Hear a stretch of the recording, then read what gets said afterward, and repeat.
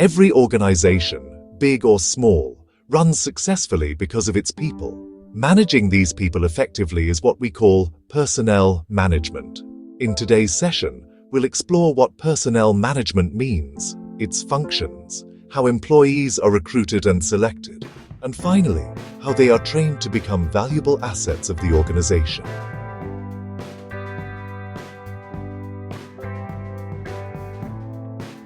Personnel management is that part of management which deals with people at work.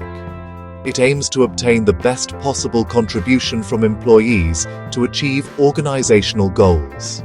According to Edwin B. Flippo, personnel management is the planning, organizing, directing, and controlling of the procurement, development, compensation, integration, and maintenance of people for the purpose of contributing to organizational, individual, and societal goals. In simple words, it is managing the human side of an enterprise efficiently and effectively.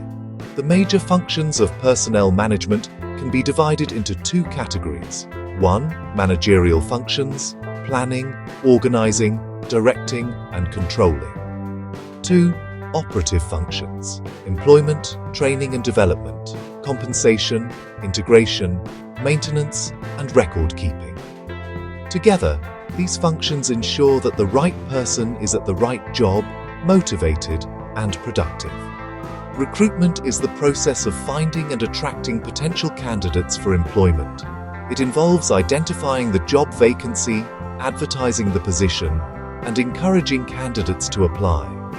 Selection, on the other hand, means choosing the most suitable candidate from those who applied. The steps in selection include 1. Preliminary screening. 2. Application. Form. 3. Employment tests. 4. Interview. 5. Medical examination. 6. Final selection and appointment letter. Recruitment brings people in. Selection picks the right one out. Training means improving the skills, knowledge, and attitudes of employees for better performance. Objectives of training: to improve productivity, to reduce wastage and accidents, to prepare employees for higher responsibilities, to adapt to new technologies. Advantages: greater efficiency, motivation, job satisfaction, and quality of work. Methods of training: 1. On-the-job training, learning while working under supervision, apprenticeship, job rotation. 2. Off-the-job training, learning away from the workplace, lectures, workshops, simulations, e-learning.